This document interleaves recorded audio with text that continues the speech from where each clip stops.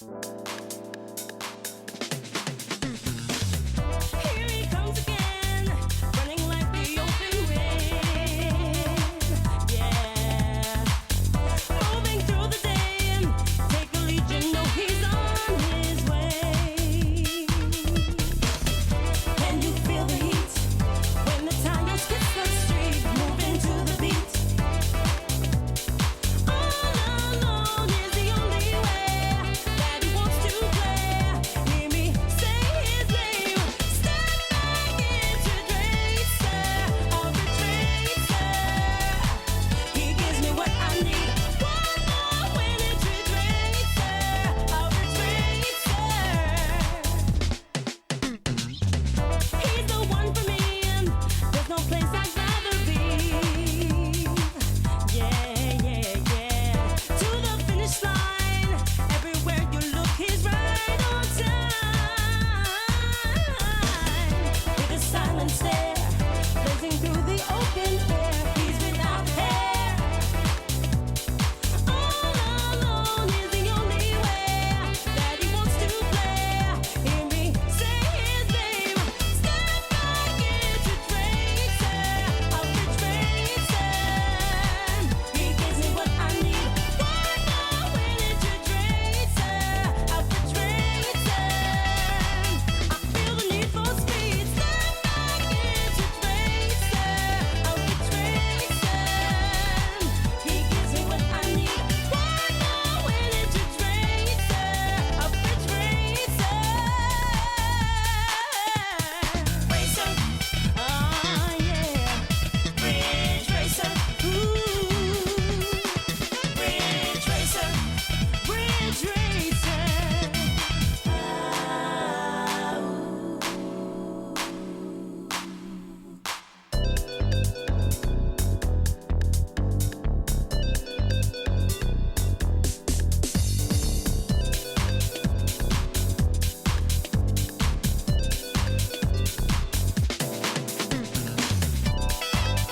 Can you feel the heat?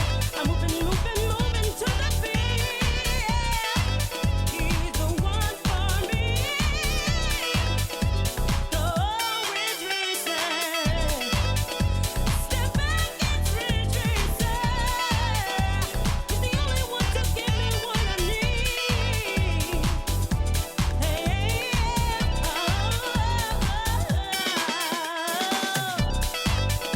all alone is the only way he wants to play. Ridge Racer, Ridge Racer, Ridge Racer. Hear me say his name, hear me say his name. Ridge Racer. Hello, welcome to another episode of CRT Sound System. Here with another absolute banger to start. Here Incredible. with Reese as always. Reese, how are you? Incredible, Tom. How are you? Absolutely fantastic. After that, I fucking love that song. Just really just fills me with joy. And we've got a returning guest, Mike. Mike, how are you? I'm very good now. And yourselves, thanks a million again for having me on. And apologies at the top of this discussion for no showing the first attempt at recording this episode. Executive I know. dysfunction will indeed be executive Oh, dysfunction. sure. Look, yeah. I feel that intensely myself for sure. No, 1,000%. It's totally okay. It's incredible you're donating your time and expertise and your passion. So Yeah, that's the important absolutely. thing. Yeah, And love to have it. who can Love feel to donate, and anything thanks for but having me just back. like pure transcendent grace after listening to that song? Yeah. We're talking about Ridge Racer 4. I suppose I normally get our guests to explain what Ridge Racer or what the game is. So if you could just kindly take our listeners through what Ridge Racer is, Mike. Okie dokie. So Ridge Racer is a series of arcade racing games emblematic of the arcade racing genre in the 1990s. And aside from its involvement in a series of arcade wars between its own developer Namco and Sega's various arcade racing attempts, most distinctly Daytona USA, very early on, it evolved over a period of time to be a consistent arcade home racing franchise, specifically on the Sony PlayStation before expanding to other machines. The original Ridge Racer served as a flagship for the first PlayStation, being that it is SCES 00001, before its home sequel, Ridge Racer Revolution, became a home favorite, followed by Rage Racer in 1997, and receiving its PAL releases, and I believe in other territories as well, in 1999, Ridge Racer Type 4, which was taken as a milestone installment of a series that sadly went neglected by its publisher and developers, but at the time represented a step into a more sophisticated future that we'll talk about. Ridge Racer Type 4, of course, renowned for an incredible soundtrack that, the music of which in particular was one of the more recognizable aspects of this hyper-accelerated leap into the future that it represented.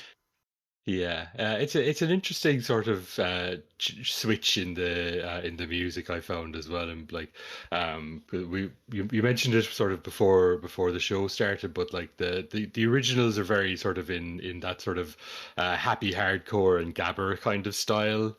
They're really leaning into that aspect of like dance music, whereas this one is a little bit more laid back.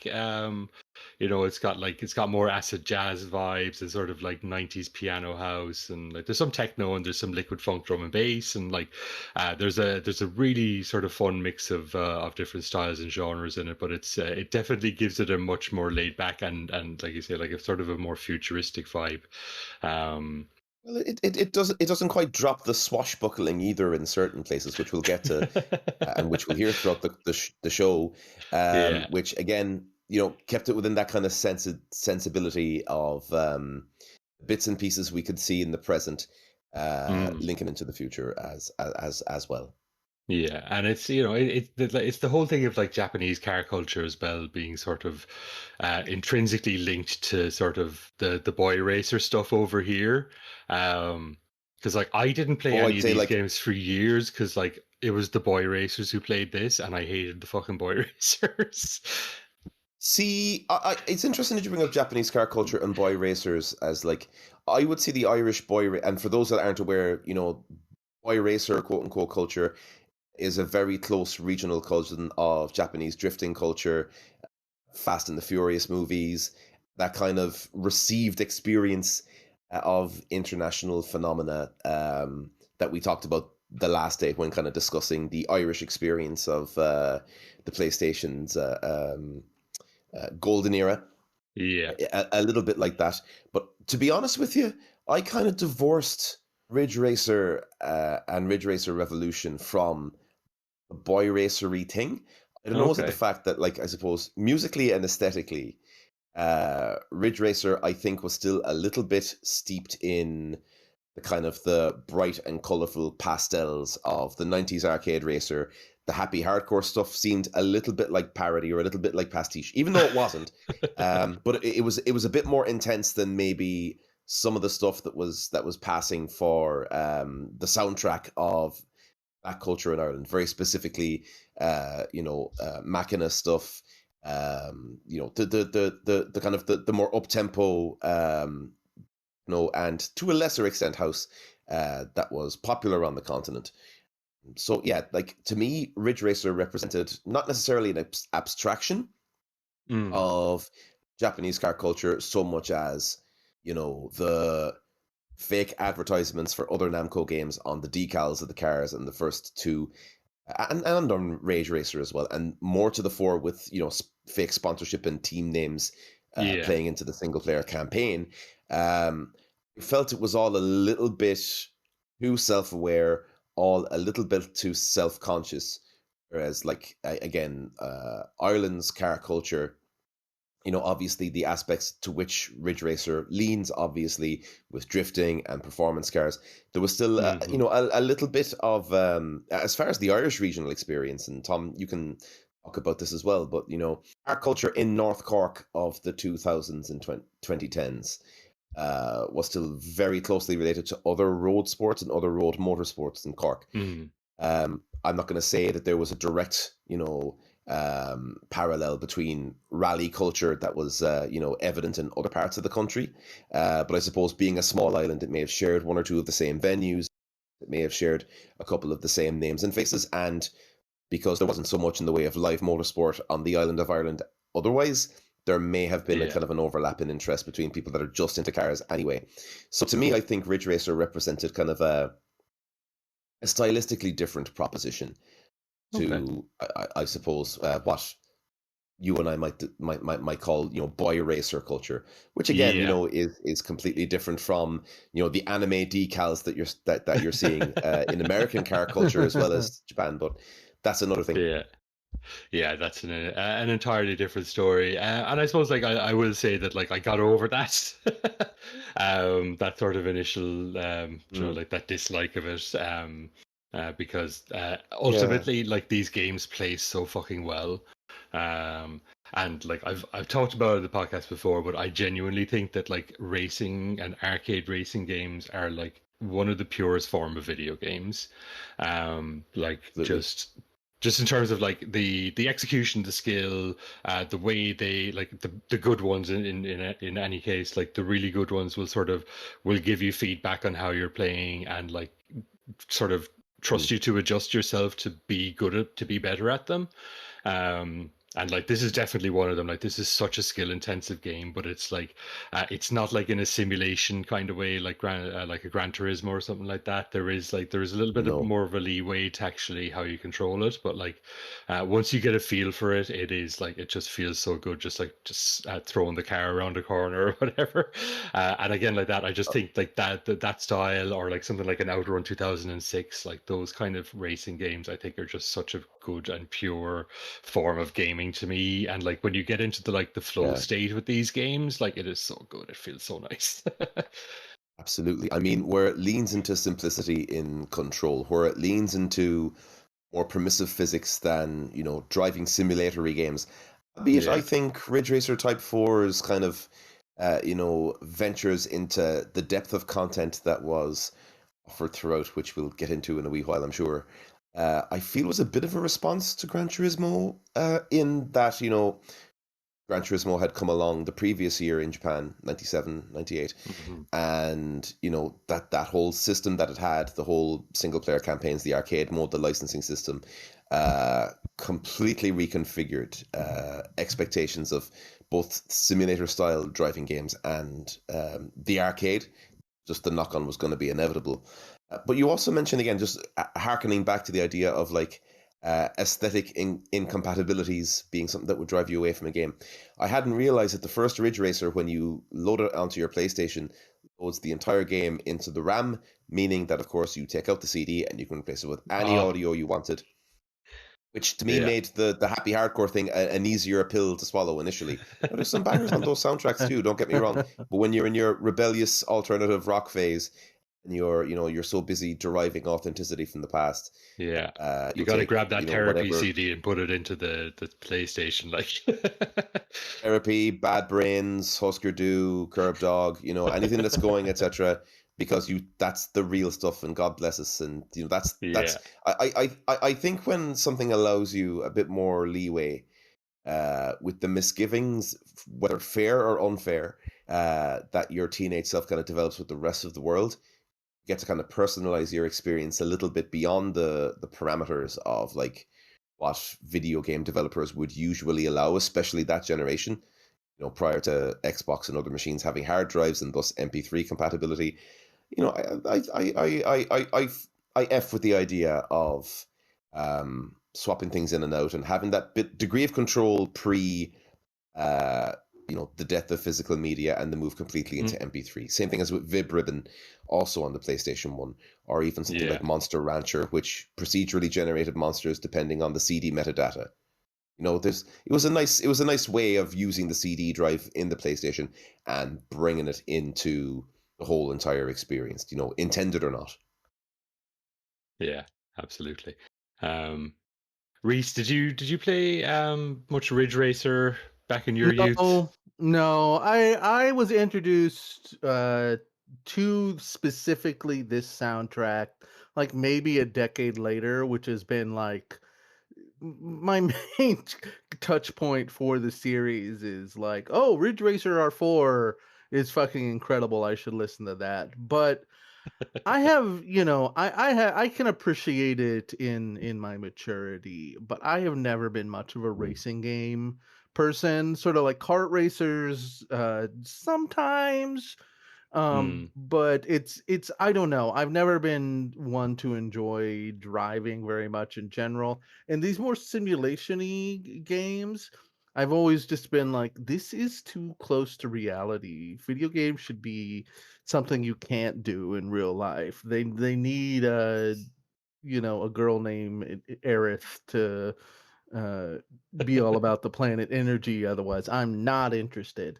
But I had a lot of I love the term boy racer. That totally encapsulates my experience growing up with my friends who were like obsessed with Gran Turismo and stuff. I will say though, I think I would have been a lot more appreciative of at least this game. I don't know the series very well, as opposed to like a lot of the other more serious racing games. Just because of the soundtrack and just like looking at the sort of like gameplay and vibes it's putting off. I feel like it's a much like softer, and it comes off as a more authentic vibe. Like Gran Mm. Turismo is like, like realistic to the point of absurdity, but this had uh a good balance, I felt. But yeah, I don't have much of a relationship with this franchise. And I was looking at a bunch of stuff about it, and it seems cool.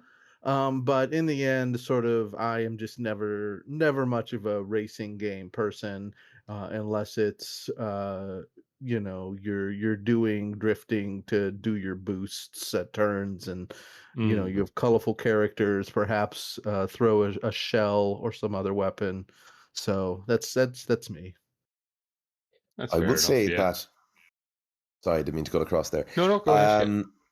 It's an interesting note as well. We're about to go back into hyper niche Irish cultural references. But my first interaction with Ridge Racer was, I suppose, the number 2 or number 3 video rental chain in Ireland throughout the late 1990s and early 2000s was Movie Magic, which would have done a lot better business in bringing nicher things to smaller country towns. It was the first place that I was able to get anime on VHS, Japanese horror. American pro wrestling was also, frequently available months after the fact on VHS in these outlets, as well as, the naughty sections of the video shop that you weren't allowed to go to. And Ridge Racer 1 from 1995 had been reissued relatively recently as a budget title as the PS1 entered its Byzantine years. And wouldn't you know who won the pony, but it was a $5 to rent for 7 entire days, and that worked out a lot cheaper than renting a new release for a $5 a night. So every week, without fail, one or other of the bargain bucket or budget reissued games that Movie Magic were raking it in terms of the cost of the unit versus the rental cost. But it was absolutely tremendous. And very sadly, Movie Magic, like many other video rental chains, were victims of the... I want to say it was a victim of the recession, but it kind of died a death beforehand. Yeah. Chartbusters, which is our shameless Oh blockbuster my ripoff here in Jesus. Yeah. Ireland, Chartbusters. Yeah, that was. and I mean exactly to the T, with the exception of the font. Everything from the shades of blue, etc. Everything it was effectively a localized Blockbusters clone. Yeah. But yeah, Movie Magic unfortunately had a bit more of the pioneer spirit in terms of renting out machines, renting out obscurities. Saga Frontier 2 was another game that I obsessively rented out from Movie Magic in Mallow, County Jesus, Cork. sorry, I'm very sorry. What a do you mean? I horrible loved game it. just what a horrible game to try and rent. Where you're like, Jesus Christ, just trying to figure out what Yeah. that game is. I loved it. I loved the confusion, because the process of exploring this beautiful experience that was Oh my put in front goodness. of you was Yeah. tremendous. But I suppose the main point of it is the intersections between, I suppose, having an innate, not even a dislike, but a distrust of culture as it presented in the rural Irish mainstream at the time, that all the pack rats were off every weekend at the various drifting events, rally events, and there wasn't much in the way of, of a difference in crowds between the two. It was just people going to see cars. And that is obviously a very oversimplistic representation. I'm certain there's nuances to it that I didn't understand, or unfortunately did I care to at the time. But again, the idea of here's a quick slice of escapism, here's a quick slice of something that represents, a less refined gameplay experience, but also a gameplay experience that you didn't have to out a pen and paper and do maths regarding the horsepower of different tune-ups, etc. Yeah. It all ties back to what you were saying. Video gaming in its purest form. And so the massive leap forward from early Ridge Racer games to real crux of the value proposition that Ridge Racer 4 offered is another conversation entirely. And it's one I'm sure we'll come across over the course of our discussions. Yeah. I suppose with that, we'll jump into the first block of tracks anyway, because we've got quite a bit of music to get through. So I suppose the music itself is done sort of in-house by the Namco gang. Some names we've probably mentioned before. We'll go through them as we go, but the first block here, there's 2 tracks by Asuka Sakai, and then 3 tracks by Hiroshi Okubo. So by Sakai, we have Garage Talk, Your Vibe, and then by Okubo, we have Spiral Ahead, Turn the Page, and On Your Way.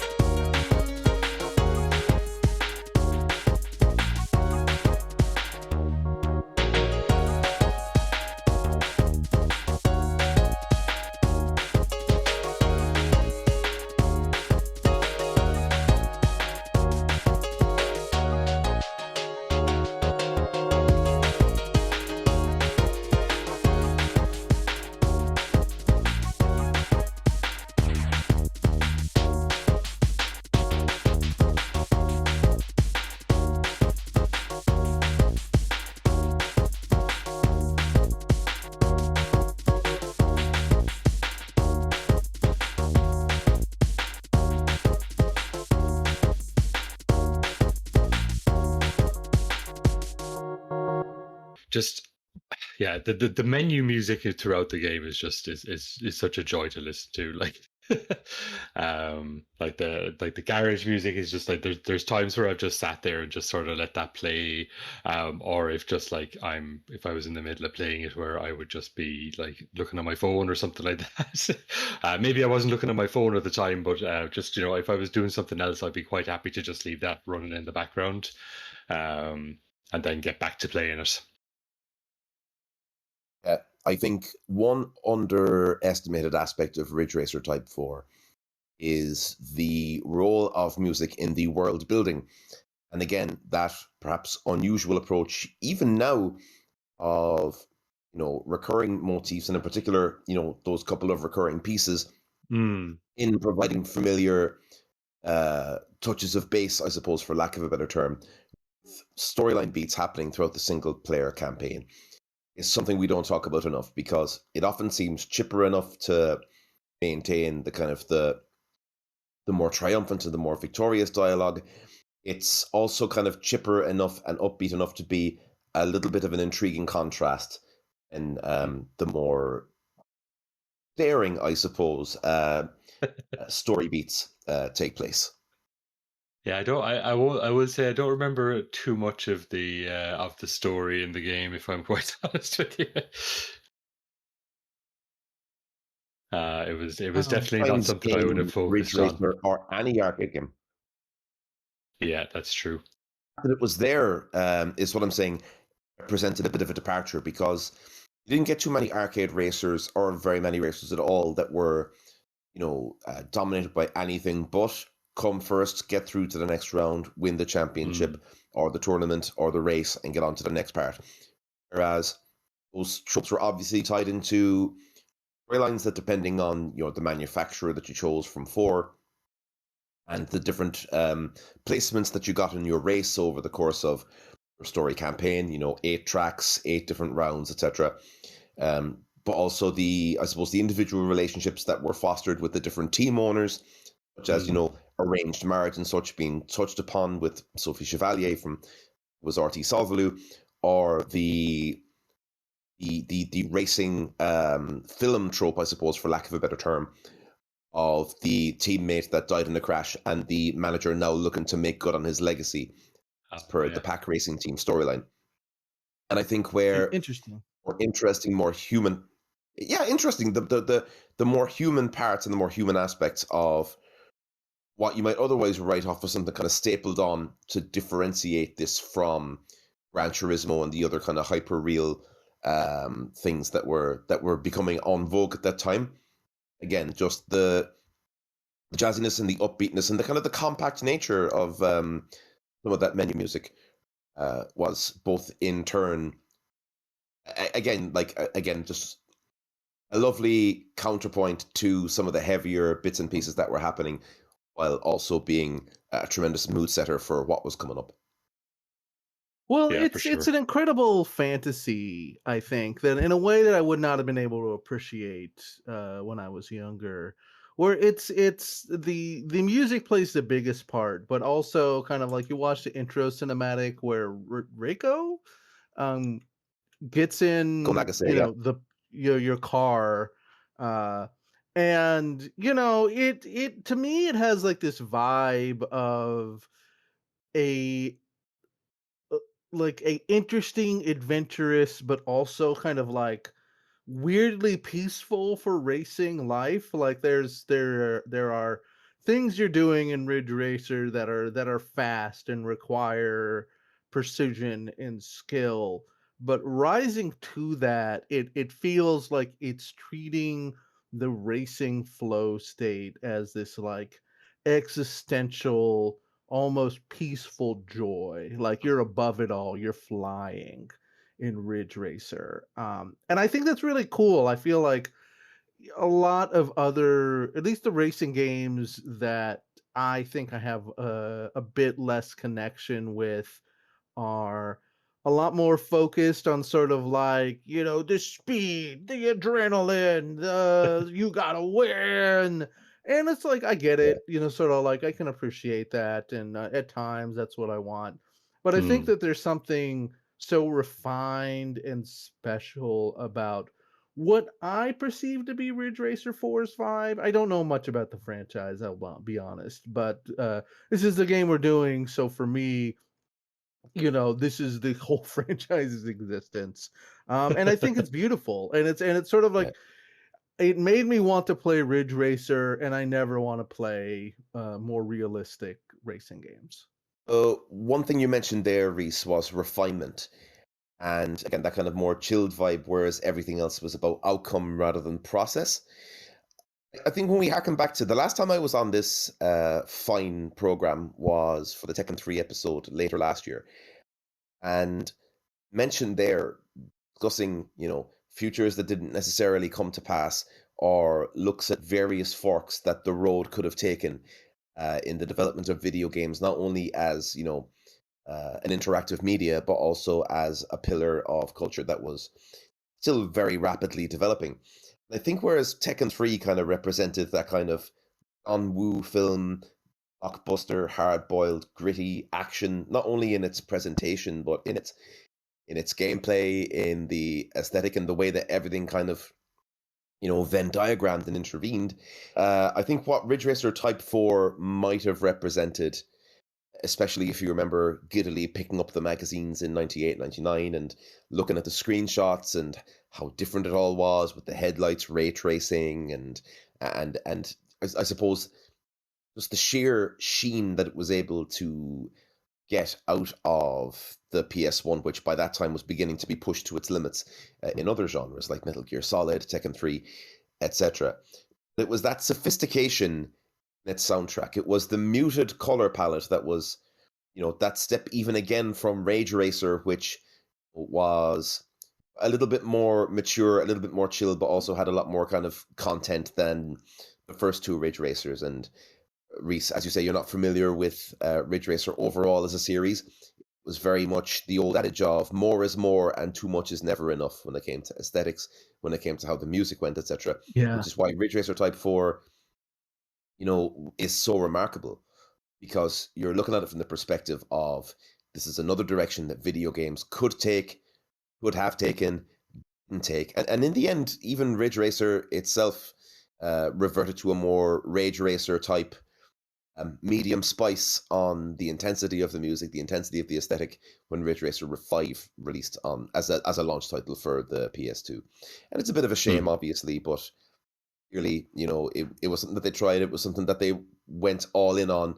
And as I was saying in the previous episode, which you can listen to now wherever you listen to CRT Sound System, that last wave of big developers and publishers really taking risks, pivoting Ridge Racer Type 4 from 4 tracks, 5 tracks, an 8-way race and a title at the end of it, and maybe some secret cars, to 320 different cars, a full Grand Prix mode with different makes and manufacturers, and a narrative story mode. Again, it was another interesting tell at what gaming, when aimed at like an adult palette, and certainly not a more culturally literate palette, but I suppose a palette that could countenance high culture and low culture at the same time. What that would have meant for gaming had it gone in the mainstream. Not that Ridge Racer Type 4 didn't hit the mainstream. I know it went platinum here in Europe. I'm not too sure how it performed sales-wise in North America. I know it was a massive success in Japan. It was an epoch-defining title in its domestic market. But yeah, just that subtlety and its consideration, and its in the way that Tekken 3 kind of batted its eyelashes at John Woo, or that Metal Gear Solid kind of had its various callbacks to tropes in the spy genre, action adventure. I think there's a little bit of like the classic motor racing caper, the classic framing and presentation of motorsports in film, with that moody lighting and the kind of the theme of countdown to the year 2000, pre Y2K, a new century, etc. Vaguely retro futuristic, if that makes sense. I think it's interesting too, sort of like comparing it on the kind of other side of the coin too, in terms of it's also I think interesting to compare it to Gran Turismo, which I think is less bombastic like a lot of the other racers, but was more like a representative of this like perfect realism in games. Like before they could believably kind of recreate environments and like 3D people that looked just like people, and the how fraught that is in terms of sort of like artistic design and sort of like labor issues. Like before all that, there was the like Gran Turismo demo where everyone was like, the cars look just like cars, the wheels are so round. Um, and I'm sure it's a fine game, but never really liked Gran Turismo's sterile nature. Like it felt like it was dialing it too in to this sort of like detached, you need to get your car washed so you can get 0.001% gain on your sort of wind resistance. And I feel like Ridge Racer manages to give you a little bit of extra oomph in terms of that fantasy, in terms of that, with both the music and the way the driving worked. Where it was still they video gamed it up some, just enough, so it was like in like a perfect middle. And I think that was something that was that was remarkable at that time when games managed to strike a balance, because things needed to be swinging in one direction, and it needed to be had have kind of like some sort of like uh big big emotion, big attitude to be successful much of the time. There are of course exceptions. Hmm. So I think that this is sort of like a landmark in terms of aesthetic in that way as well, not only in terms of being able to pull back a little from the racer boy archetype, whatever it's called, and also not going too far into the Gran Turismo direction, being R4, its own thing, and it still resonates to this day. It's special. As much as I'm not a huge fan of the Gran Turismo, I'll defend it on the axis of like there are two sort of gamer phenotypes in that, and it's like you either want to tune your car in Gran Turismo or you want to tune your robot in what's it called? Oh shit, what's the what's the Armored Core. FromSoft Armored Armored Core? Core. Yeah. You either want to tune your robot in Armored Core or you want to tune your car in Gran Turismo, and I think both of those are beautiful as a as a gamer thing. But one thing I wanted to sort of to jump back in was just what you were saying earlier, Reese, about sort of the like the tranquility of it, and like I think that is something that comes a little bit from Initial D as well. Like you it probably shouldn't talk about like car culture in Japan maybe without and its sort of impact in the West without talking about Initial D, because I think that is sort of a lot of people's experience with it, because I know people who have never like really had any interest in like manga or anything like that who have read Initial D just because they like cars, and like that is an absolutely bizarre occurrence. Like and then I think of even just like the Fast and the Furious Tokyo Drift, which obviously came much later, but it does sort of lean into that a bit as well, of like that this culture is much more than just like driving cars fast or whatever. Like that there is a tranquility, there's a peace, there's a sort of like a nirvana to be found in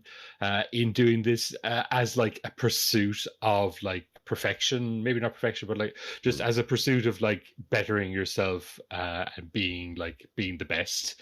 And like I think that's really, really fascinating that sort of through line has sort of come through in multiple iterations of like Japanese car stuff. Tokyo Drift is a perfect movie. I can Yeah. appreciate it. I have a hard time putting it in place with everything else, but itself, I can certainly see where your argument here, and I do kind of certainly agree that Tokyo Drift just is spiritual on a level that's difficult to parse because it's a Fast and the Furious movie. Like when Vin Yeah. Diesel comes in the end of Tokyo Drift, you're just like, party's over. Like, Yeah. Yeah, but like there's shots in that movie where like they're swooping through the mountains and you can just see the people like, and there's no soundtrack to speak of during these scenes, and it's like there is like a tranquility to it, and like there is just it is just sort of trying to have these characters live in this moment, and like there is just such a beauty to that, despite this being sort of like a dumb loud car movie as well. It is an interesting sort of juxtaposition of the two. And you mentioned that aspect of tranquility. You mentioned that aspect of Zen and flow state. And I'm fascinated by that comparison because we talked a little bit about it at the outset. The idea of a drifting racing game or a racing game, an arcade racing game that would have been, in previous iterations to Ridge Racer Type 4, been sometimes unfairly maligned as a pinball sim on wheels, just with the massive unrealism of the handling, etc. The compromise between the ease of access and the style and flair that can be achieved with such a driving style versus the kind of more mature aesthetic, again, speaks to that if Gran Turismo and other kind of more simulator-based games are concentrating on outcome, that is to say, what will my tinkering with, my aspirator do, or can I paint on the go faster stripes and will that countenance anything?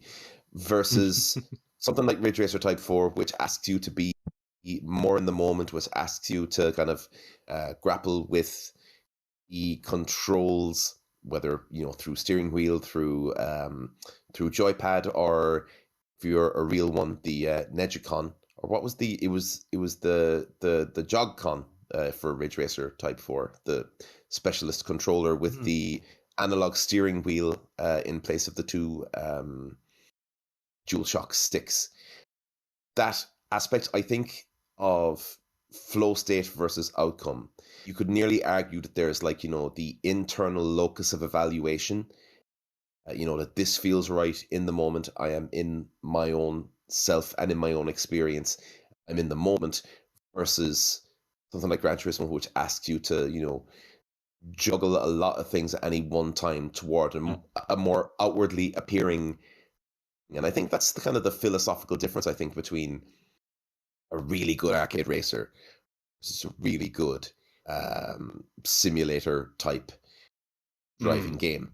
Reese also mentioned the kind of the difference in aesthetics and the kind of the bombast of Ridge Racer Type 4 versus the more simulator focused aspects, and certainly the kind of the more run of the mill focus, or the more what would become mainstream presentation of something like a Gran Turismo, which in its own turn would be rivaled by something like Forza Motorsport, Forza Horizon. The European version of Gran Turismo 1 and 2 both licensed tracks from electronic producers and bands that were specifically in the British and European charts at that time. I remember the first Gran Turismo opening with the Chemical Brothers remix of the Manic Street Preachers' Everything Must Go, which, just short of having the Prodigy also turn up in Gran Turismo, was the biggest overlap of pop laddish culture, albeit the Manic Street Preachers representing its more philosophical, keeps a copy of Seamus Heaney in its bag and pretends to read it type philosophical leanings, versus or even Feeder and the like turning up in Gran Turismo 3 on the PlayStation 2. I think there was a little bit of a counter push by Sony for the European market and maybe elsewhere to hurriedly respond to exactly how nice with it Ridge Racer Type 4 ended up being. Yeah, that's. Well, I would like to clarify that I think the soundtrack for Gran Turismo is good. That's the only beat I will kind of walk back a little bit. I don't mean to imply the soundtrack for Gran Turismo is bad at all. Well, That's a garbage track. I enjoy it.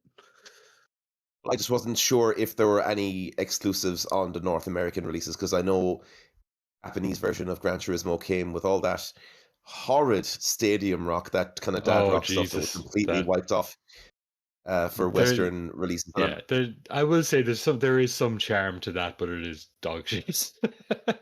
It's real bad. it's charming in the same way that like Takanobu Mitsuyoshi stuff is in Daytona. You love to see him throw his head back and sing that song when you Look, look it up on YouTube.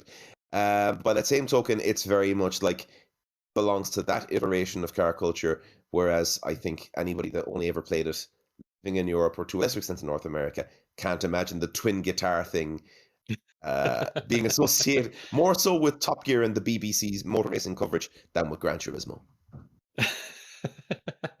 oh god, I'm just thinking. Yeah. All right. Let's jump into the next block of tracks here. So because we'll be here all day talking about it. I think. So I need time to think about the connection between R4 and Tokyo Drift. So I'm glad we're getting some tracks. yeah, we'll get that time in. All right. So I've got 4 more tracks. I've got one by Hiroshi Okubo, which is Pearl Blue Soul. One by Kohta Takahashi called Naked Low. Then we have one by Tetsukazu Nakanishi, which is called Lucid Rhythms. And then by Koji Nakagawa, we have Thru.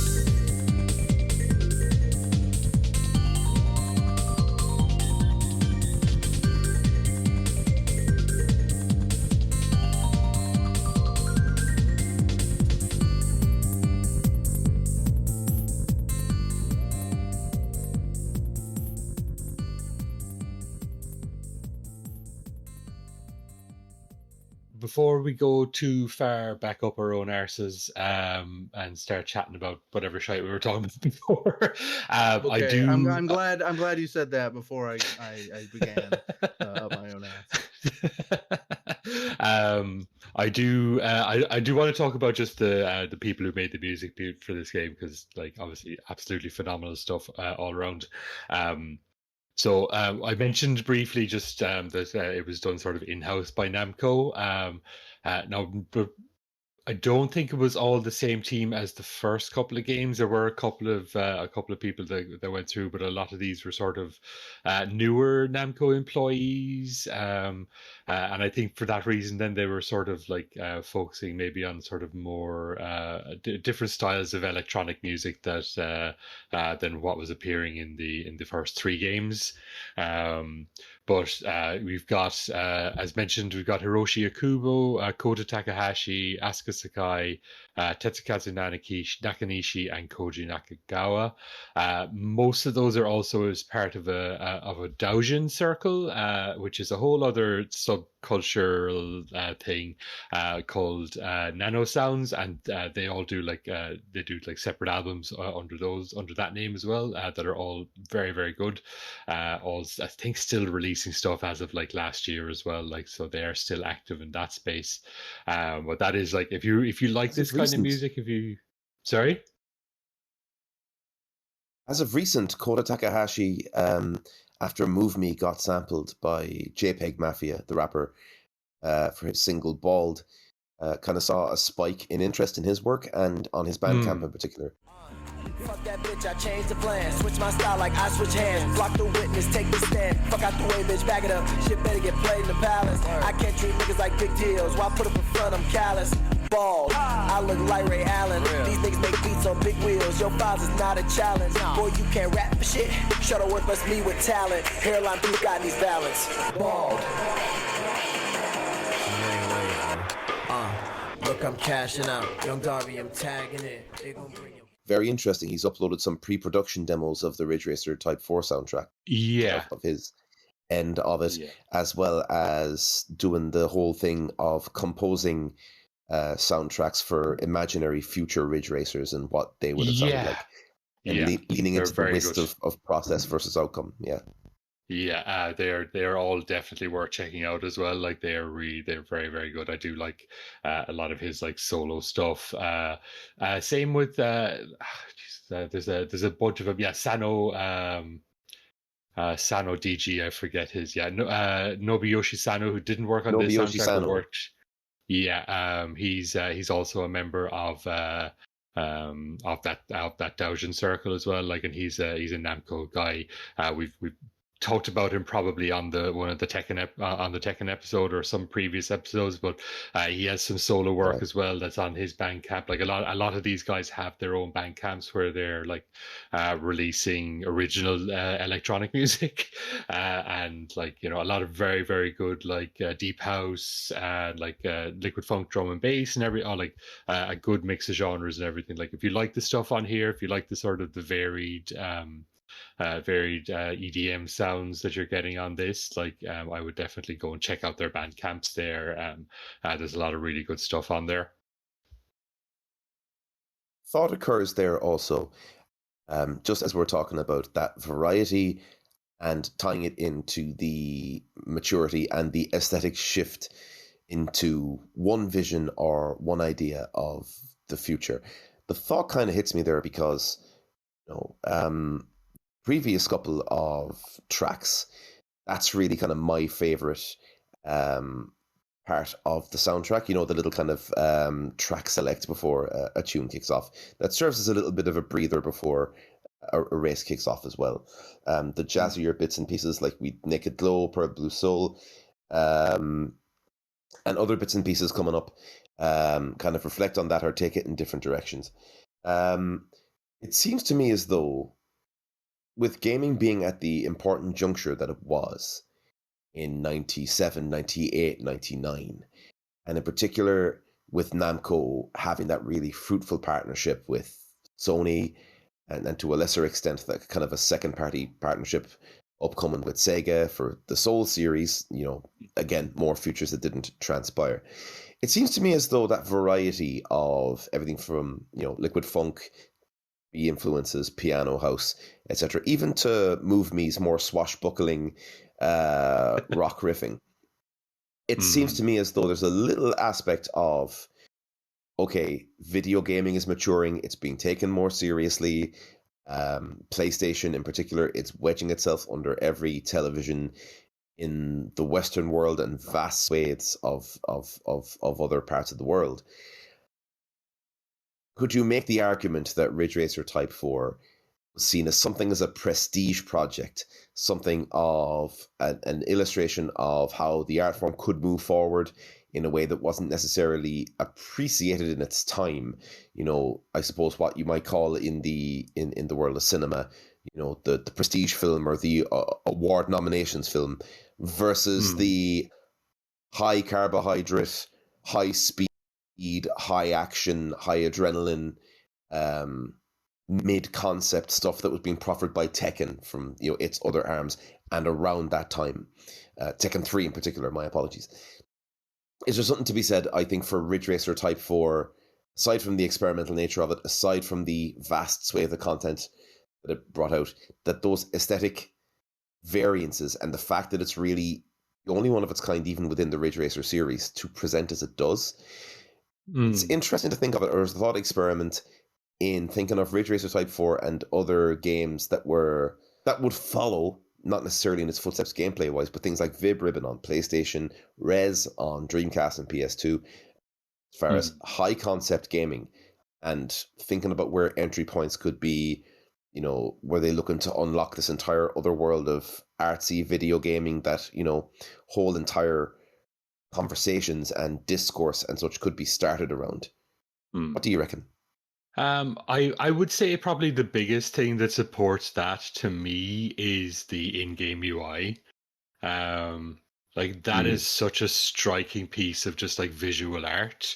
And like that is so fascinating to me, just the idea of taking like something that you more or less take for granted in a game as just being like, this is what you do, and like just stylizing it so much and sort of having that style be so strongly linked to the visual identity of the game. Even just like looking at the album art here, like it's the same yellow, it's the same font that's in the UI in the game. It's got that, it's like there's a consistent visual sort of look. And like I suppose the other one that I'd probably look to for that would be maybe the Wipeout games. And like I know that like what they did for those in particular was they went to like advertising companies rather than like designers for games to actually create their UIs, to create the logos for their teams. Like they actually treated it. Yeah. So that they sort of treated it as though it were its own sort of and like just having that aspect of it be so front facing. I do think sort of lends to the idea that like they were trying to push this as being sort of like elevated, I suppose. No, it's interesting you mentioned the uniformity of visual language, and as I'm looking here at the album artwork in particular for the direct audio CD release, and that formation of cars in the R, very redolent of, say, some of the menu background graphics of the different globes, forming different shapes and formations, the various R's and the various Real Roots Racing logos, pertinent to other aspects of the gameplay as well. It's fascinating because, we don't often talk about uniformity of design in the gameplay context or in the context of video games at all. We usually talk about it in terms of, the bellwethers of everyday life, like design, like advertising, like billboards, like, interior design, etc. So it's fascinating that you bring up the idea of a consistent visual language within the video gaming medium, because I think with so many other series, the idea of iteration and improvement, sequel on sequel on sequel, oftentimes meaning, again, more is more, too much is never enough. The idea of drawing back on the maximalism of the escapist arcade racing scenario, keeping that immediacy, and again, drawing back on the intensity of the soundtrack for something with a bit more room to breathe, but yet also kind of saves its crescendos and codas for the important moments. I just feel there's something there to the idea that Ridge Racer Type 4 might have been kind of imagined up or conjured up as something of an entryway to gaming as an art form to a mainstream audience, and it may have materialized obviously in ways like, AA gaming scene of the PS2 era or the indie gaming scene of today.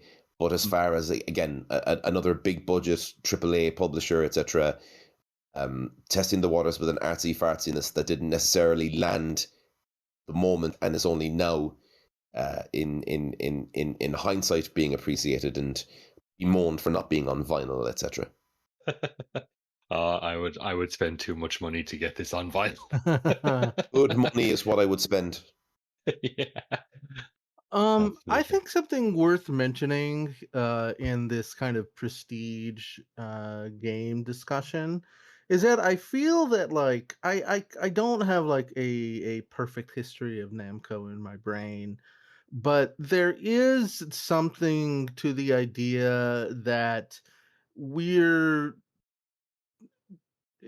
Namco is starting to become something else at this point, just sort of like a monolith that holds, patents and is it is more concerned with kind of like scale. And I'm sure it was still like a big company with like serious business concerns.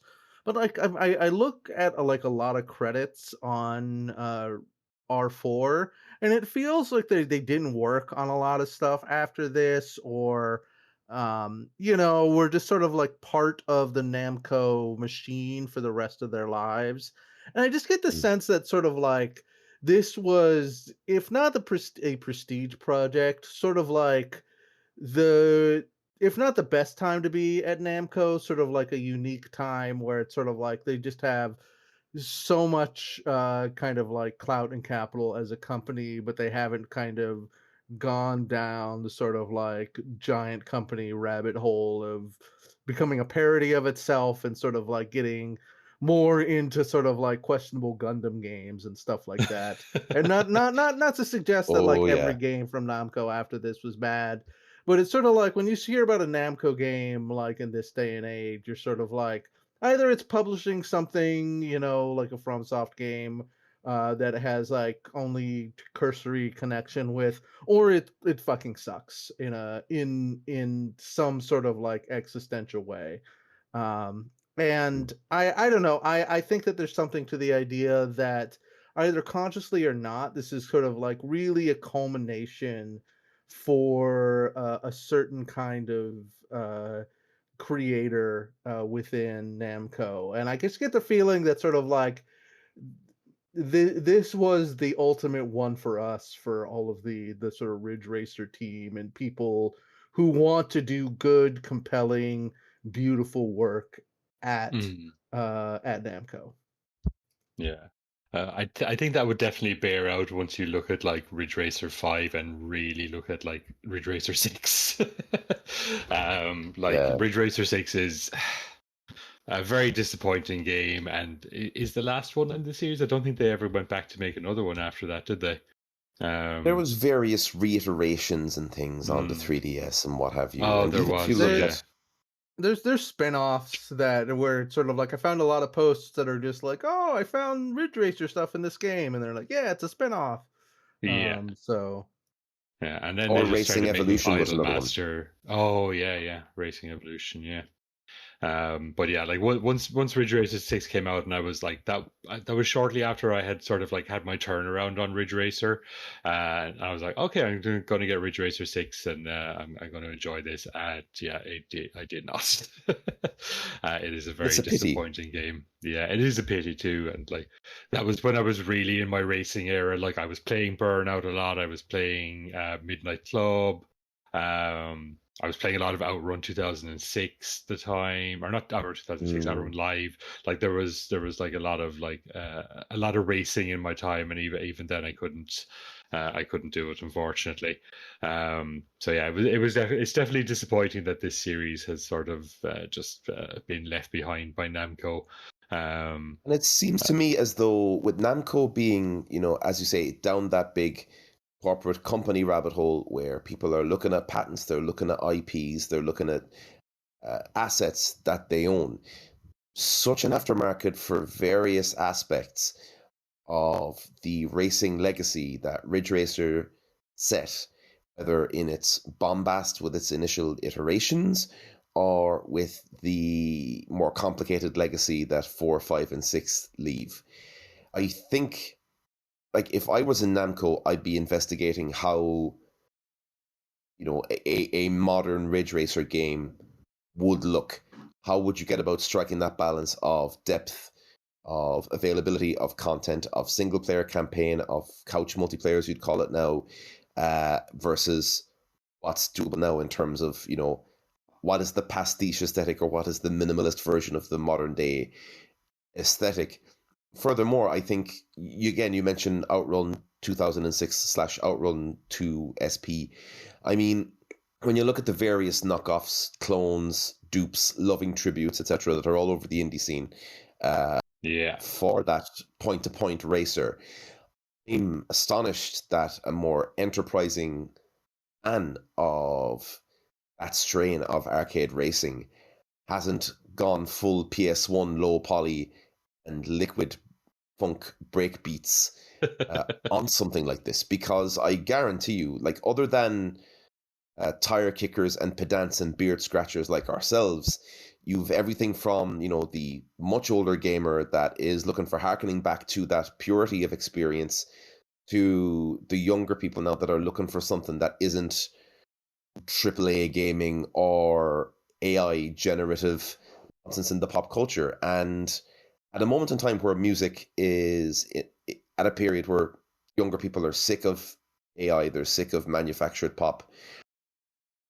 at a time when those lines have blurred even further, and they're finding things like, on one extreme, something like Engine de Poitrine, the French-Canadian prog duo, and then the other extreme, innovations in pop like Charlie XCX's Brat album from a couple of years ago now, with Brat Summer being firmly in the past. The idea of something that exists in its own space and takes that kind of singularly minded desire to outwardly create something of artistic merit, while also making use of, readily recognizable gameplay tropes, etc., as an entry point. It's something that indie developers are leaving on the table, in my opinion. Yeah, I would 100% agree. I will look around for like indie racers, and like there's some very, very good ones that are in the sort of the classic outrun mode, I suppose, rather than the updated ones. Yeah. But like, there's very few that are in this particular sort of niche, despite the sort of the PS1 aesthetic being something that people are trying to go for now.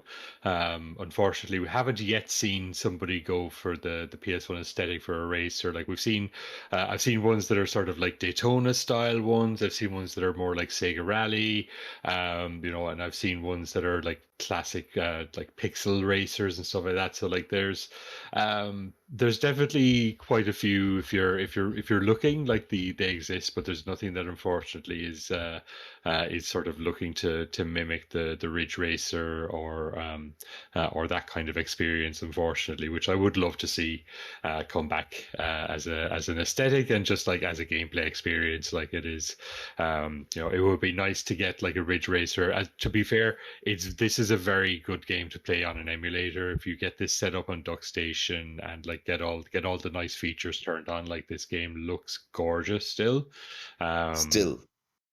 Yeah, it just like it still looks really, really nice. Like you just have very nice clean textures. The visual detail is just so clear, and like the smoothness of the gameplay holds up. But I do think that there are rough edges which just sort of naturally come with a game of its age, and I would love to see somebody attempt to take something of this sort of nature and try to update it slightly without sort of going overboard on it, which would be sort of like ideal. It's tricky. It's always hard. It's a hard needle to thread, I think, when you're doing something like that. But people have been managing. Yeah, I feel like there's looking at racing games from afar. Like I'm fascinated by this product called iRacing that's been around for like decades now, which like doesn't seem very fun, but is like extremely popular. It's kind of like supports a lot of.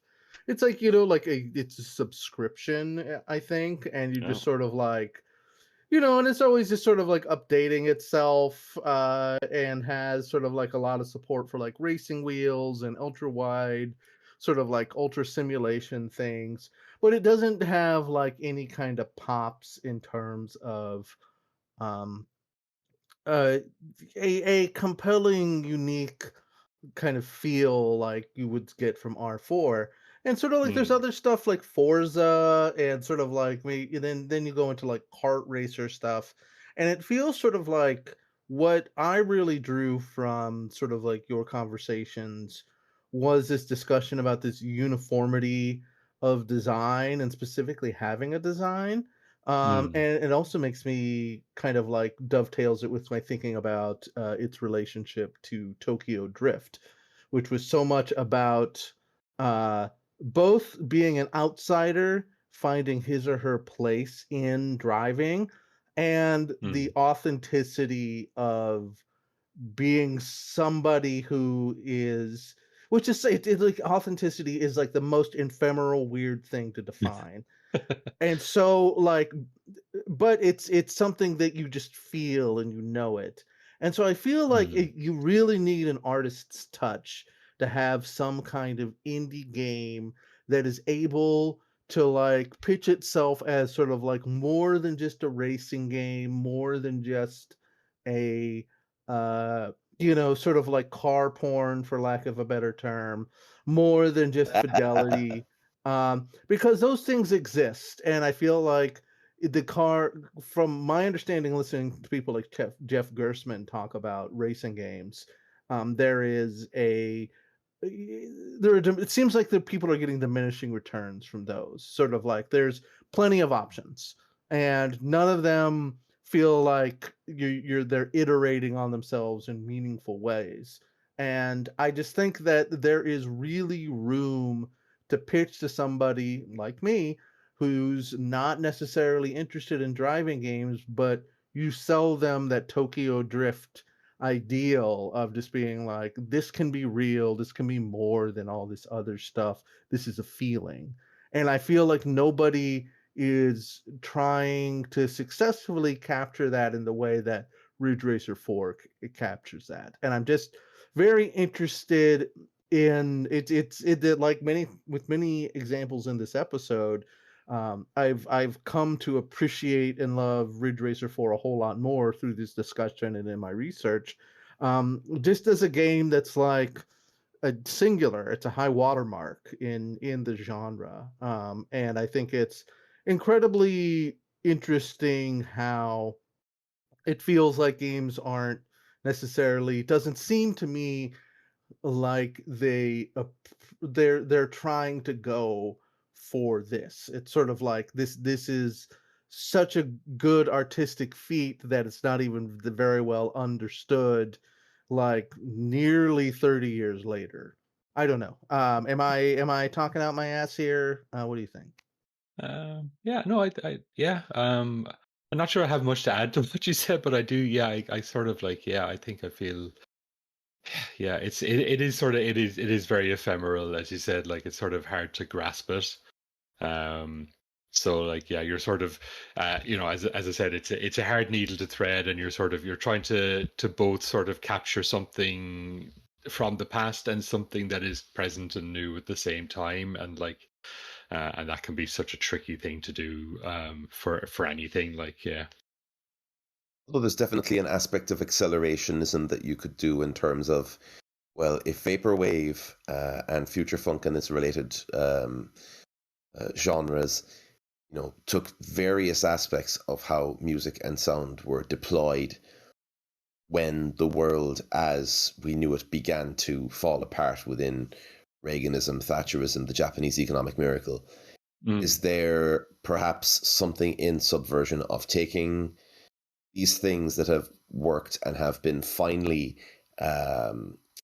reiterated and honed over the years to the point of overfamiliarity? They're a means of taking one or other aspect of, the very high concept presentation that you're looking at here.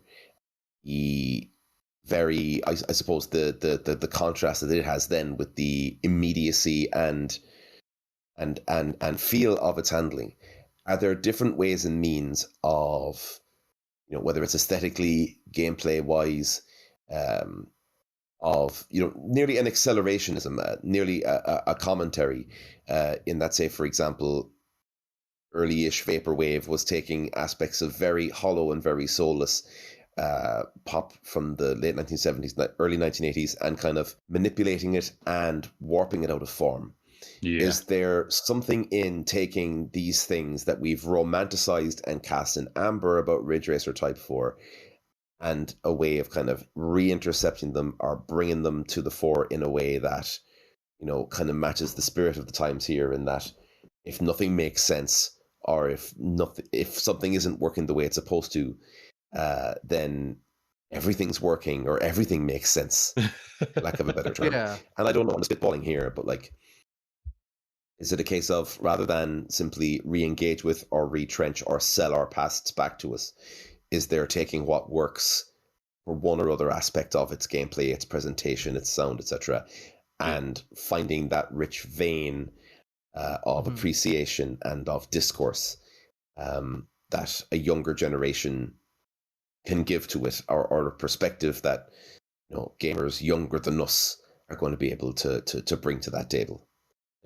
I think that the other side of the concept of Ridge Racer Type 4 as high concept is also the fact that high concept doesn't necessarily lend itself to nostalgia, and rightly so. You constantly need to be moving forward, and at a moment where there's not too much in the way of disruption or not too much in the way of radical departures from the ideas that were the linchpins of pop culture 10, 20, 30 years ago, if there's something that is giving us the warm and fuzzies, is it going to be something that will grab somebody younger or somebody newer to the form lobe and down a whole other different rabbit hole, reflects in the changes to whatever iterative product might come next in terms of whoever decides to grab that particular bull by the horns.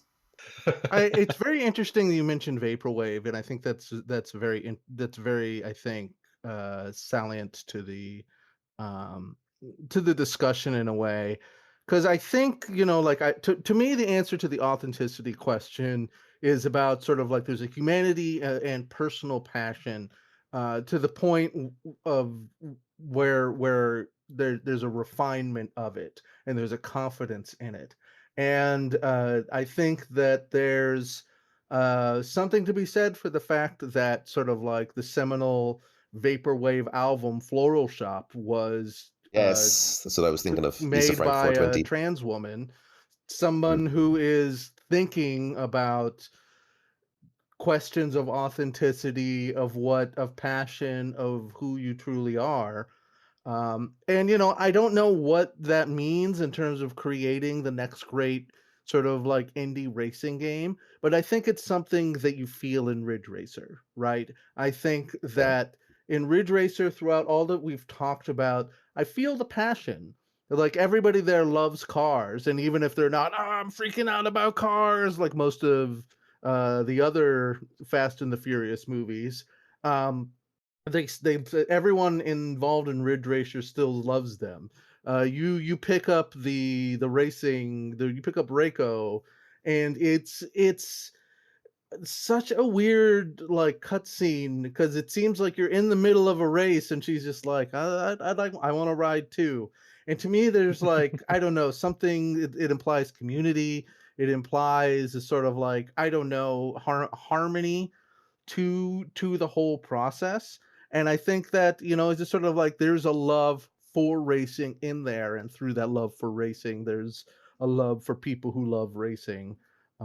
And so I think that there is something there where you just sort of have to find, modern human visions of the love of racing that's maybe not necessarily so like laser focused on sort of like the car brands and everything, but still, people who love to tinker with cars understand the sort of like ups and downs of doing so and are able to express that, in a song, in a moment. I don't know. I won't ramble on about this any further because I know we should play more music, but it's interesting. I'm moved. Yeah, for sure. We will jump into some more music because I'm getting cognizant of the time here now. So we've got 4 more tracks by Asuka, Sakai. I have Silhouette Dance, and then 2 by Hiroshi Okubo. I have Burning Rubber and Quiet Curves, and then by Kohta Takahashi, I have The Ride.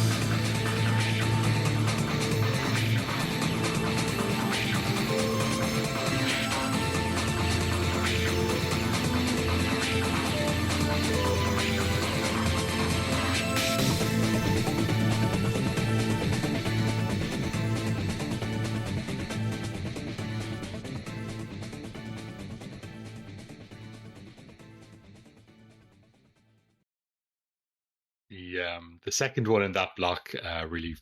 Oh, hold on, Yo, forgot to pause that.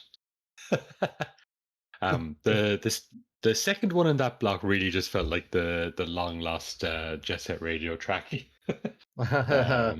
Just definitely got some of that sort of that Hideki Nakanuma sort of breakbeat funk vibe to it, which I always love to hear. But yeah, like just like really really good music. The last one again, sort of going a bit more into sort of rocky territory, but like still firmly in electronic music. Like it's a really good sort of mix of stuff, as I've mentioned before. Like there's a good sort of breadth of influence, and you can really hear the different styles that clearly everybody here was into. From what I understand as well, like they would send a lot of people out when they were doing soundtracks, and like these ones in particular, to clubs to like experience club culture and sort of listen to it. So I do think that's kind of an interesting sort of aspect to it as well, where it's like I'm sure these young musicians in their 20s were dragged out to the clubs to experience this music. very professional. Yeah. Although, with that being said, I mean, I know we talk an awful lot about crossover between video games, specifically of the late 1990s, with club and culture, and we were talking about some of the bigger hits, specifically in the racing genre, and across the board. Obviously, things like Wipeout obviously come to mind immediately, as far as the synchronicity with the clubbing scene in Europe in particular for that period. Yeah. I wonder, though, is there a little bit of disconnect between Ridge Racer Type 4 and club culture, in that while it's obviously very contemporary for 1998, 1999, and even ahead of the curve in many respects, do you take the kind of the rock riffing of The Ride or Move Me and think there's a little bit of, not like bending the knee or anything, but the inclusion of some familiar elements to, the Japanese audience, which might be more kind of geared towards stadium rock, or the idea of just having, the chugging riff in there somewhere, in the time of the Prodigy, Chemical Brothers, etc., as a nod to veiling trends where it otherwise might feel a little bit out of step with the rest of the soundtrack. Obviously, Move Me is my favorite. It's been my favorite since I played the demo in my cousin's house in 1998. And I think there's something of the drama about it, but also, I suppose, the key it's in, the different directions that it goes, the bit of the... It's a bit of a considered nod to the organized chaos of the first two Ridge Racers, especially in that kind of middle late before the last coda, I suppose. And we'll get a listen to Move Me in a moment.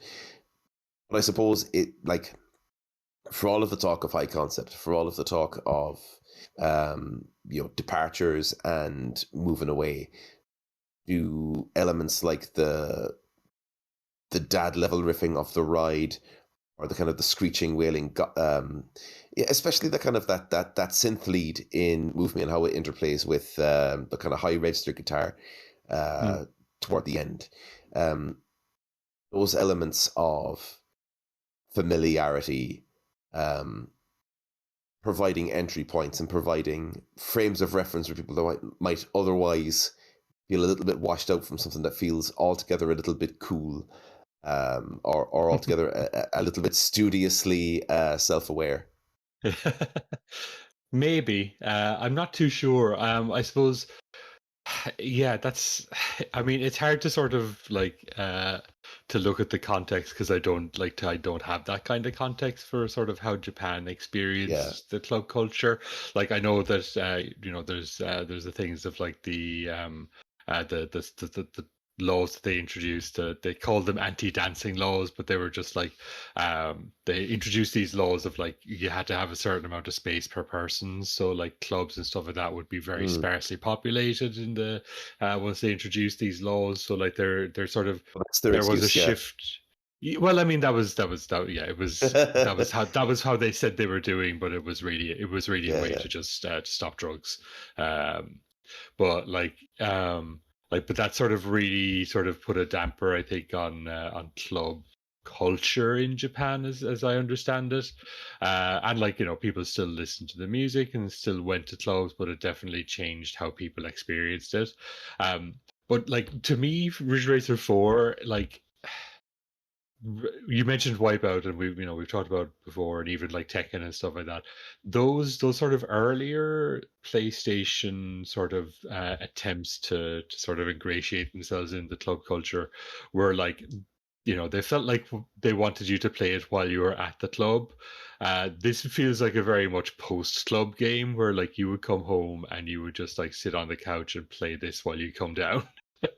Yeah. And just the music is a little bit more chill, there is that sort of flow state that you can get into. And I probably talked this on the podcast before about coming home from the club and playing Res quite a bit for a few years. That was one of my ways to come down from going out on a night, whether it was just drink or whether it was anything else. It was just that was one way that I just sort of wound down after I'd been out for the night. And I can see Ridge Racer 4 being in that sort of mold as well. With regards to the music itself, I do think it was just that sort of genres were shifting a bit. This is right before the sort of that early sort of the early elements of your LCD sound systems and things like that, who were sort of bringing rock music back to the club. So I think, and obviously, you mentioned the Prodigy and things like that, and even listening to the Ride, the one thing that really jumped out at me was the guitar really reminded me of Their Law by the Prodigy. And obviously the Prodigy have been doing that for quite a while, but there was definitely sort of a shift coming back in terms of having guitars in electronic music and having guitars in the club. And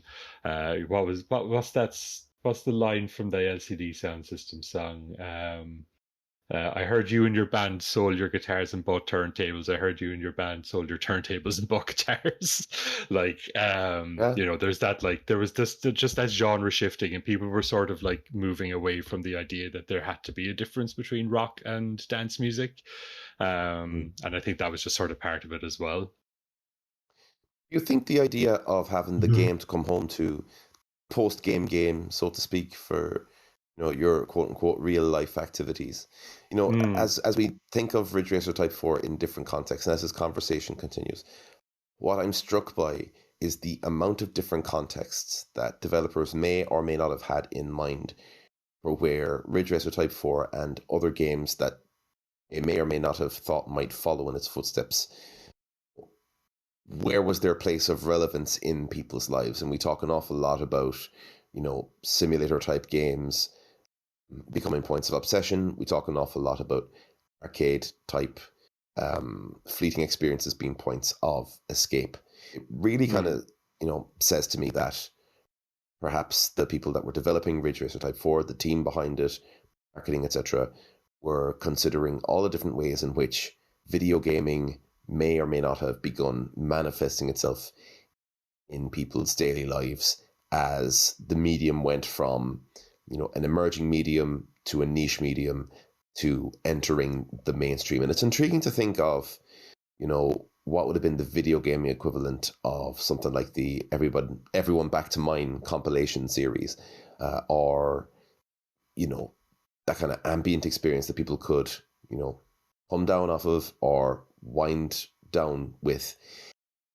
Everything from, how important feel of gameplay in a kind of a medium term experience with starting off with base content and unlocking more content in more fits and bursts, playable to people in different states of mind, for lack of a better term, where people were looking at,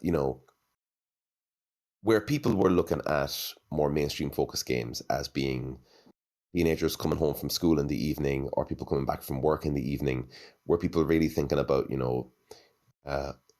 what people could or could not be playing when, black was turning to blue in the sky, or, what you might do of, a weekend, or even what kinds of games, the overly studious and cool kids might be pretending to be playing among themselves. You know, first year of a BA degree. Again, the gaming equivalent of having Seamus Heaney's rattle bag in your rucksack and pretending like the dog ears in your secondhand copy were your own. Yeah. Yeah, it's I suppose it's one of those things that any piece of art, once it sort of has an audience, is very hard to sort of decouple it from that and sort of like, you know, I don't want to talk about, I suppose, intent, but just like expectations from sort of people who make it of how people will experience can't really be sort of taken into consideration. I don't think like they just people experience things how they experience things, and I don't think that like it's we I don't know, it's a tough one, like It is, because it's fascinating as to the multitude of possibilities and the multitude of use cases that never quite materialized or have materialized in different ways or materialized unexpectedly. The idea of like post club euphoria, post night out in the tiles, post gig date, etc. It's interesting that like developers of a fairly high octane, fairly major degree video gaming franchise had their eyes on that. Yeah, I would argue the most essential part of any interaction between audience and artist is the journey that the audience makes towards the work of art, and that's definitely something that you don't have any control over. And I think the best artists sort of like just know to do it in a way that makes sense to them and has meaning and passion to them, and then sort of just like just release it like a ferret in a ballroom and to see what happens. yeah. That's a really good analogy now that I think about it, and it's only because Yeah, that's thinking Twin Peaks season 2 moment. well, I was thinking there was a local one of the local mini moshers in Cork City for a couple of years in the late 2000s or the early 2010s. Used to hang out in the town centre with a ferret on their person, which I always thought was like the most distinct way that anybody else of like the hoodie and turkey hair crowd themselves apart. I'm cool, I'm quirky, I'm lol random. Here, hold my ferret. Or move. More power to them, in fairness. Yeah. All right. We'll jump into this last block of tracks anyway. So I've just got 3. These are all from the 20th anniversary remixes. So we've got a few here. The first one is going to be "Move Me," which you've mentioned already a couple of times, Mike. So that's by Kohta Takahashi.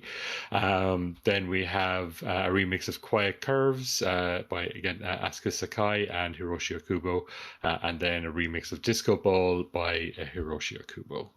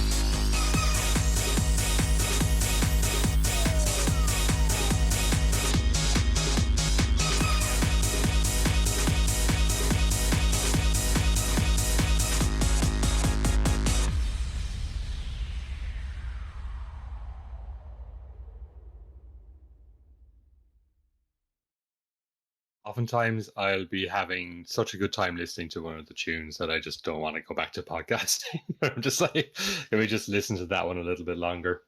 I was jolted back into the reality. It's like, oh yeah, podcasting. Okay, but Yeah, just like There's a little bit of transition there, all right? yeah, I really love that remix as well. It's just like some really like perfect filter house, like 2009 era filter house, like something that you would find deep in a like 6 pages deep on SoundCloud, and you would just have the fucking best time listening to it. Yeah, a great tune. Speaking perhaps to video games as another part of the video gaming medium that the developers and specifically Namco Sound Team may have been a little bit ahead of the game on, in particular games as a discovery portal or the context of games in which they arrive. We're talking about the menu system, we're talking about gameplay, as a means not just specifically as like artist discovery in particular, but rather genre discovery, influence discovery, etc. There's something to be said for the fact that so many of those remixes that you played there and 20th anniversary box set / remixes, aspects of the soundtrack were able to be brought into the present more often than not quite seamlessly, and it really shows just kind of one of the many ways in which the Namco team were a couple of chess moves ahead, unfortunately, of where public sentiment was in 98 or 99. But also, if they weren't that wee bit ahead, would they have had this legacy to leave? Like, yeah, it's hard to sort of say for sure, but just like I think they were so forward looking on it, and like it's clear just from the fact that they keep coming back to this to do like remixes, and we talked about like Takahashi doing his his sort of what if we did more Bridge Racer sort of albums, that like this is something that they love doing, that like the getting the original people to come back and do remixes, remixing their own tunes, remixing other people's tunes, just that like there is a love for this that is enduring, and like it is among the fans, but also it is always nice when the people who make art enjoy the art that they've made and enjoy the impact that it's had on people.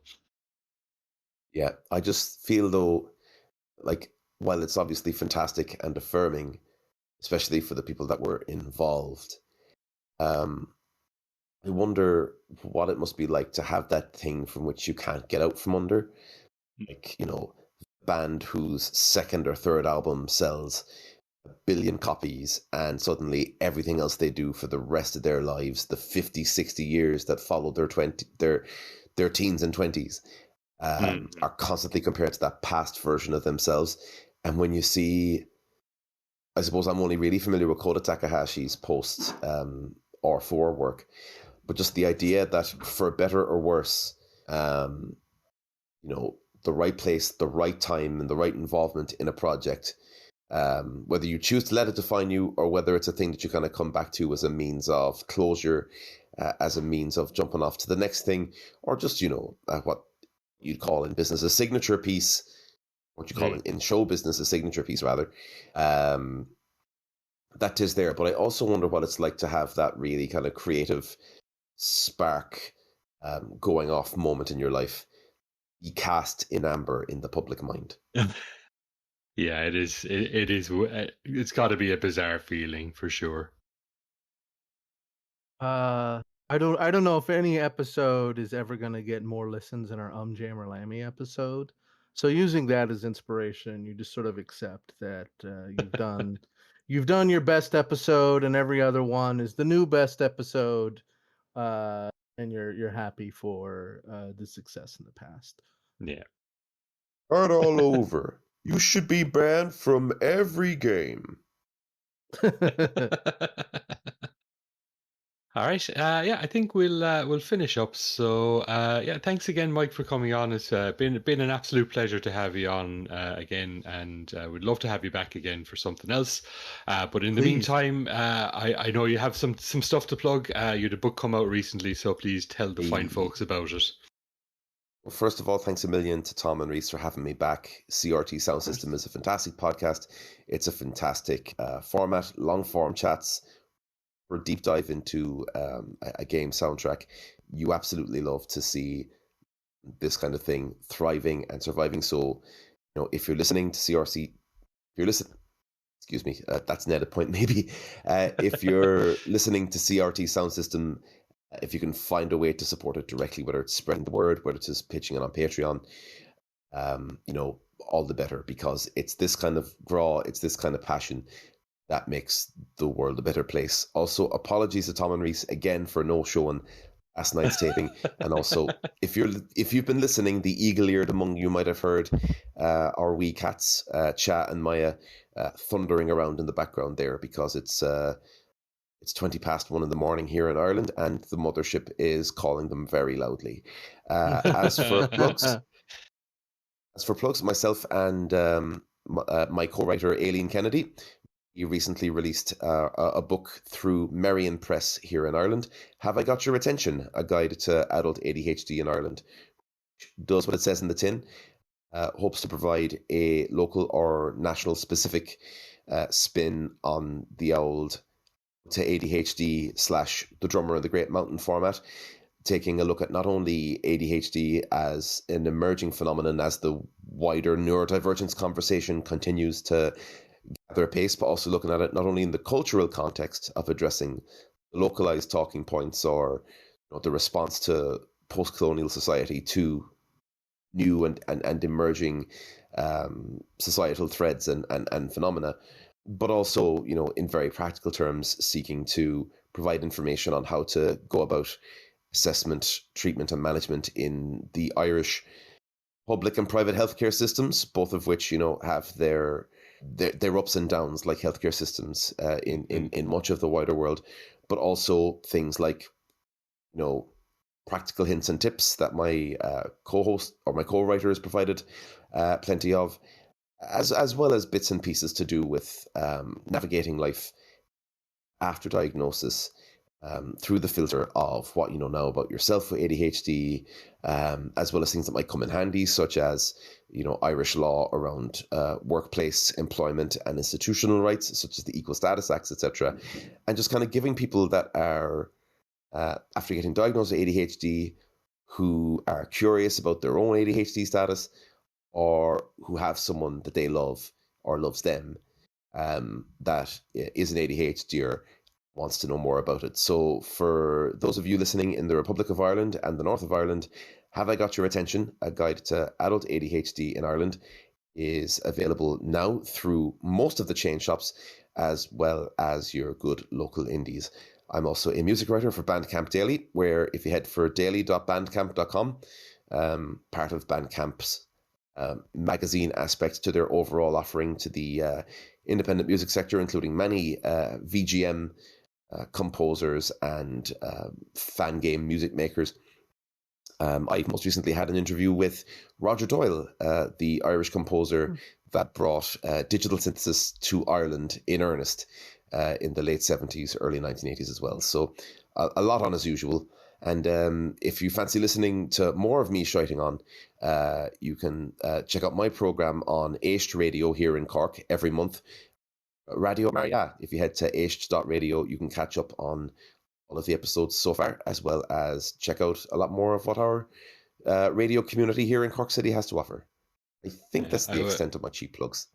I would say for the non-Irish listeners, Aisht is spelled E-I-S-T. Sorry, E-I-S-T. It's the Irish language for listen. And, we've got the entire... we only set up in January of last year, so we're about... Yeah. Not even 18 months into the journey of a community radio station that we co-founded, and we've well over 100 shows between the weekly, fortnightly, and monthly residencies, as well as various once-off documentaries, DJ mixes, etc. They're all there. And as well as tuning in live, you can find our Discord chat. You can head out to our SoundCloud and Mixcloud pages. You can find out how you can volunteer in different roles as well. So for those of you that are tuning in from outside of Ireland, that's EIST.radio. I think that's just about sums up all of my cheap plugs and various ongoings. Wonderful. Yeah. Yeah, I'll sounds put like some stuff. links for all Thank you that very, very in the much. notes.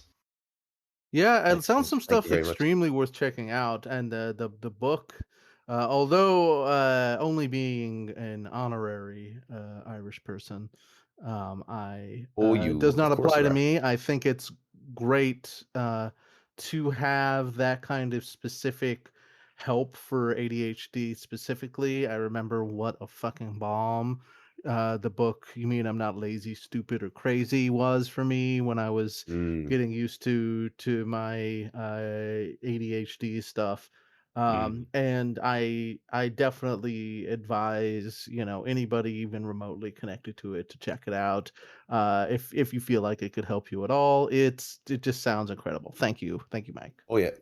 Yeah. Well, thank you very much. Look, we were given the opportunity to do something uniquely within the Irish context. And of course, we hopefully have collated as much information that is kind of useful and hopefully helpful on a universal basis. But we just saw so much content online that was aimed at a broader international audience. Not that there's anything wrong with that specifically, but in terms of the very specific situations in which people navigating Irish healthcare, Irish law, or the post-colonial context, we figured it was an important thing to do. So we'd very much appreciate it if you could check it out.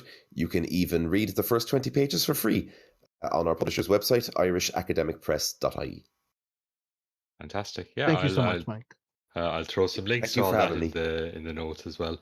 I'm assuming, Reese, as before, you don't have anything to plug, or do you have anything new and Well, exciting going on? everybody listening to this knows about video games are the worst thing on earth, probably, or is not interested in hearing more about it. Fair.